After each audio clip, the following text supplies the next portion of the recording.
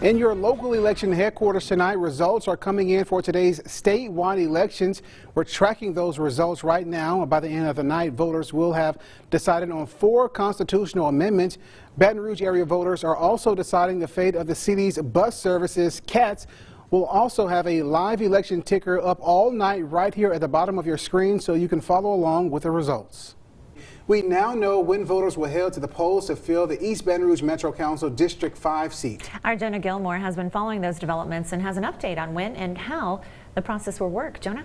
Yeah, Kellyanne and Tavarius, District 5 is 3 months away from electing a new council person. This, as many residents expressed to the Metro Council, they want permanent representation now rather than later. The East Baton Rouge Metro Council voted to fill a vacant seat in March. Our district has a consistent constituency that is actively involved. Right now, it is unclear on who will be temporarily appointed to the seat, but that appointment will come January 12th when the council holds their first meeting of the new year. This is your local election headquarters. Welcome back. We're joined with Jeremy Alford with LAPolitics.com. Thank you for being here, Jeremy. Always good to be back. He knows a bunch about our state politics, so there's a few topics that I want to break down with you. We're just a couple weeks removed from our constitutional amendment election, and 3 of those failed, and they were something that the state GOP was really championing in the last session. So what does it mean that they, lost these 3 amendments? It's not only these 3, but if you go back and you look at the last 3 years of statewide elections, lawmakers have only been able to pass about 50% of the amendments that they send to voters. So it's a really mixed bag in terms of what legislators have been able to accomplish. But there's a big exclamation point on this election. It feels like, particularly with the First Amendment, this is the move to centralized sales tax collections. I think has been an issue for all 2 decades that I've been covering the Capitol, and they finally get something on the ballot and it failed. And I think there's a knee-jerk reaction by some who might want to treat voters as if they're uninformed and they're saying, well, voters don't understand this. But I also think there are probably a lot of voters who did understand that if this amendment passed, nothing would have happened. All it would have done was create a blank check in the Constitution for lawmakers to come back in the future and create an actual centralized sales tax collection system.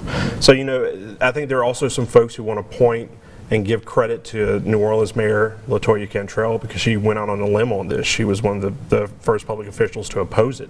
But that amendment failed in such diverse areas that you really can't give her too much credit. That amendment failed in Ascension Parish, the home of the House Speaker, who was one of the loudest proponents. It failed in Iberia Parish, where the bill sponsor lives. So it failed in some rural places outside of Orleans.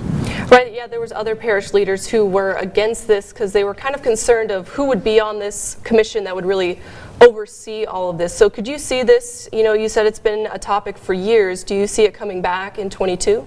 I mean, look, as soon as voters put that issue into the ground this weekend, it rose right back up like a zombie on Monday morning in the judicial branch. There's a lawsuit filed by the Pelican Institute here in Louisiana, the Goldwater Institute, and a taxpayer union association arguing that the collection system is unfair and that it runs counter to a Supreme Court decision that was handed down in 2018.